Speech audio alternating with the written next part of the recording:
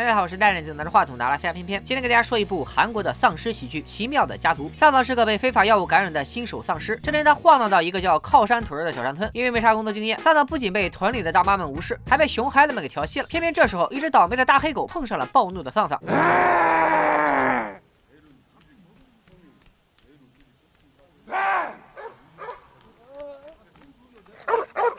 丧丧靠狗到了厕所才逃过一劫，但随后他又被靠山屯村民老齐发现。老齐以为丧丧是哪儿跑进来的变态，抄起皮揣的就是一顿毒打。丧丧混到这份上也是没谁了，他彻底爆发，扑向老齐，然后只是咬破了他的头皮就落荒而逃。接下来咱们隆重的介绍一下老齐一家。老齐有2儿1女，大儿子德龙经营一家加油站，谨记勤劳致富4个字，开展了扎胎、拖车、修理、载客的一条龙服务。简单的换个保险杠就要140万韩元，黑呀，真黑呀！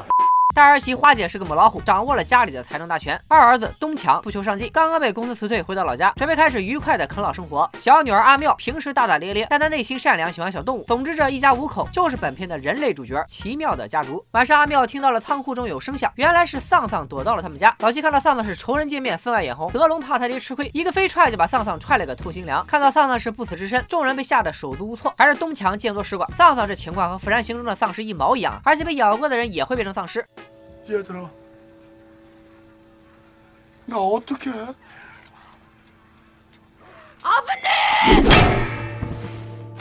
打晕老七后，花姐将他锁了起来。东强连夜查资料，做出了一本丧尸完美指南，表示老爸现在处于潜伏期，接着就是全身发热、痉挛不止，最后彻底复活变成丧尸。因此咱们必须狠心将老爷子杀掉。说话间，老七一声不吭的走了上来，花姐默默拿起平底锅。这时老七张开了大嘴，东强上去就打晕了他爸。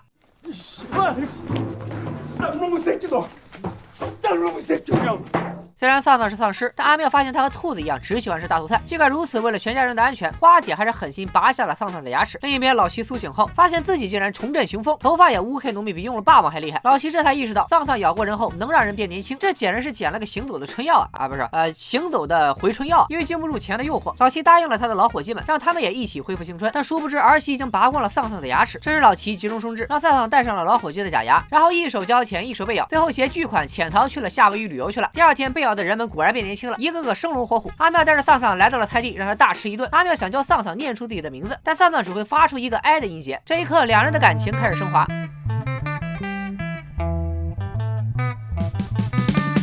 阿珍爱上了阿强，在一个有星星的夜晚，飞机从头顶飞过，流星也划过那。就在他们一个故意摔倒要进行下一步时，德龙及时赶到，又是一个飞踹坏了好事。靠山屯的村民们听说德龙一家利用丧丧赚钱，一气之下纷纷要找他要说法，吓得德龙全家躲到了2楼不敢出面。万万没想到，村民们不是想打他们，而是都想被丧丧咬一口变年轻。一传十，十传百，德龙一家子的钱越赚越多，丧丧也逐渐被当作是自家人，有了专属房间。阿妙给丧丧一番捯饬，丧尸秒变欧巴。祖传的加油站也焕然一新，重新开业。这天一家人开开心心的吃完饭以后，阿妙无意间听到东强想把丧丧拉到首尔做实验，于是他第2天忍痛赶走了丧丧。多日的相处中，丧丧也早已喜欢上了阿妙，他一动不动，久久不肯离开。最后东强发现了丧丧，于是带他来到车站，准备前往首尔。另一边，整个屯子被丧丧咬过的人终于开始变异。德龙、花姐和阿妙3人躲到了2楼，按照丧尸手册全副武装。车站里的东强也边狗边跑，终于找到一辆小货车。花姐因为临近生产，忍不住大喊了一声，于是丧尸们开始进攻2楼，3人只能向仓库逃跑。这时东强也开车回到了家，他拿出升级版的加特林烟花，开始怒怼僵尸。但德龙这时恨不得打死这个弟弟，在加油站放烟花，是嫌死了不够快吗？随后整个车上的烟花被引爆，而这场烟花表演也差不多把全屯的丧尸都引了过来。为了逃跑，德龙和东强穿上丧丧的衣服，混进尸群，准备启动拖车，但钥匙根本没在车上。而这时，所有丧尸也围住了2人。为了救哥哥，阿妙拿着割草机冲出来准备硬刚，但没有主角光环的他，怎么可能刚得过呢？还好丧丧及时出现，英雄救本。阿珍爱上了阿强，在一个有星星的夜晚。为配合气氛，加油站楼顶的一个丧尸误碰电闸，打开了灯光和音响，然后就是真坟头蹦迪。Hello Mr. DJ， 这节奏不要停，我脑袋里在开 party， 不晃都不行。最后，德龙拼命在2楼找到钥匙，扔给了东强，但他也被丧尸群拖倒在地。东强来不及伤心，发动拖车，不小心撞倒了加油机，瞬间喷出的汽油将丧尸引到一旁。就在这时，德龙突然又回到了车上，原来是全身的装备救了他一命。另一边，丧丧为了掩护阿妙、花姐，最后没有上车，而东强也看准时机，猛踩油门拉出了房车。看着阿妙渐渐远去，这一次，丧丧终于喊出了他的名字。